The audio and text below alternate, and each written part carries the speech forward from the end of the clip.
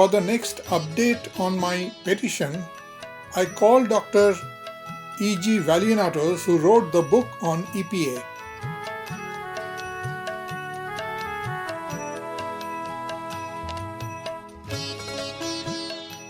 Dr. E.G. Vallianatos had worked for 25 years in US-EPA, and he wrote a groundbreaking book about the failures of how EPA does things, or how external interference is preventing EPA scientists from doing the right thing, in his groundbreaking book Poison Spring. I covered all that on an earlier interview and a blog, but now regarding the corruption in science, I called him up today to get his fresh take on the subject. Okay, I'm speaking with Evaggelos Vallianatos, the author of the book Poison Spring, which highlights how EPA does or does not do its business. Hi, Evaggelos, go ahead. Yes, this is the reason why my book is so fundamental, because I spent 25 years within the EPA, and in that time, and I explained all that in the book, of course, many of my colleagues who liked me, and they were themselves raising questions about science and its perversion or its corruption, they were bringing to me their own documents, their own emails, memoranda, briefings, and out of that small library I wrote this book. So this book actually is based on government documents, the scientists' own discussion of the issues that relate to how you go about regulating this stuff. And therefore, because of what we are talking about, glyphosate, which it seems to me like a biological warfare, frankly, rather than a chemical, the people ought to be very interested in reading this book very carefully, because, as I said, I document very carefully all the history of what EPA has been doing. Mm-hmm. And, I am very critical of the EPA, of course, but nevertheless, the EPA is not responsible for what it does because they are tremendously powerful outside forces. Hi.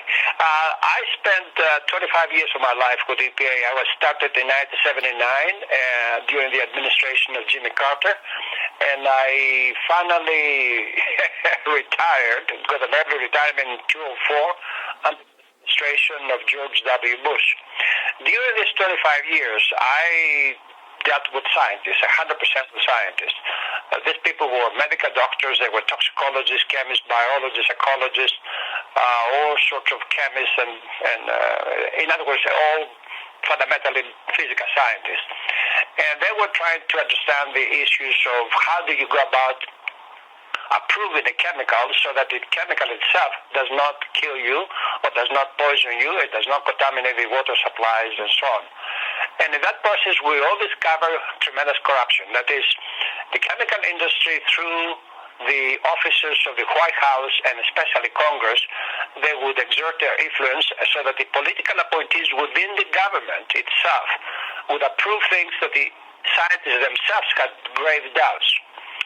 And not only that, but I discover not me, but other, especially a pathologist by the name of Adrian Gross.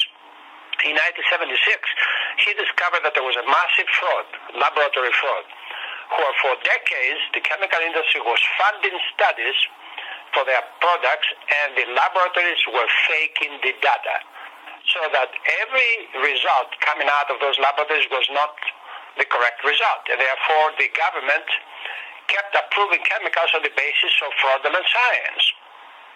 When that thing broke through in 1976, everybody was panicked. They didn't know what to do. Because remember, the pesticide companies are the most profitable part of the chemical industry. And the question was raised, should we shut down all the pesticide companies that were involved in this fraud? And of course, the decision was not to shut them down, because it would be catastrophic for the American chemical industry. So they came up with ideas that we have complementary studies to support the continued registration of all these chemicals and so on. But and there were hearings on Capitol Hill, but really fundamentally nothing substantive changed the system of corruption. because the chemical industry is still allowed to test its own products. So there are conflicts of interest of enormous significance. And therefore, I'm not saying that today, in 2015, if a chemical comes into the market, has been there because of fraudulent science. But what I am suggesting is that there is a cloud of uncertainty, and probably cloud of more than just uncertainty about the validity of the studies which decide the existence of glyphosate or 2,4-D or whatever other chemical.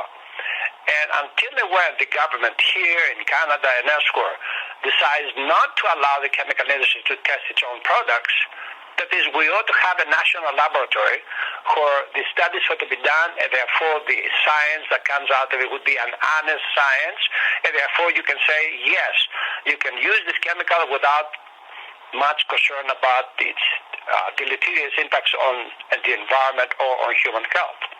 But we haven't done that, so therefore there is a cloud of uncertainty and of doubt about any chemical already in the market, and therefore glyphosate itself.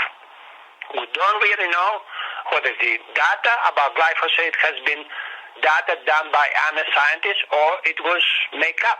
I don't know. So this is the big question that we have to face. And for those interested, I would hope that they will read my book, and therefore they can begin to understand the whole complex of scientific and political issues, and therefore they can begin to ask questions, and therefore they can challenge the survival of these chemicals in our food and water and agriculture. That briefly put what I try to do in this book, and I trust that your readers will be able to grab this book and read it, and therefore take actions to get rid of these chemicals and convince themselves and others that we need to start again raising food that is actually does not need these chemicals, that is organic form of agriculture. Very good, Evaggelos. So can I say that governments outside of USA that might be approving things because, quote unquote, they are working closely with EPA. Would it be correct to say that that the people of those countries have the right to inform their regulators that working closely with EPA is not the same thing as working closely with honest science? Would you agree? Yeah, I think that would be a correct statement to make, because as I said, EPA is not the guilty party. EPA has been influenced and in fact is forced to do things that they, scientists within the government, do not agree with.